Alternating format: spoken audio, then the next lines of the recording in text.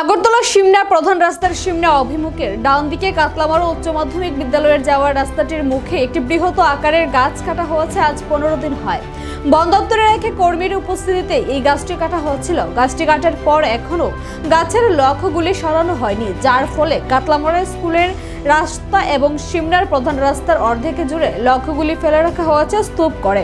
স্কুলে কোনো গাড়ি প্রবেশ করতে পারছে না, এমনকি সিমনাগামী বড় ছোট যানবাহনগুলি এবং টমটম গাড়িগুলি চলাচল করতে ভীষণ অসুবিধার সম্মুখীন হচ্ছে।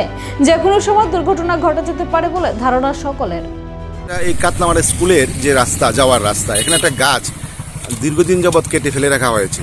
এই বিষয়ে আপনি তো স্কুলের টিচার, আপনি কিছু মতামত আছে আপনার? আমার মতামত হলো গাছটা স্টুডেন্টদের যেতে অসুবিধা হয় এবং গাড়ি যেতে অসুবিধা হয়, রাস্তার পথ চলা মানুষের অসুবিধা হয়। এইসব মানে অনেক সময় গাড়ি ভিজিট আসলেও বড় গাড়ি ঢুকতে অসুবিধা হয়।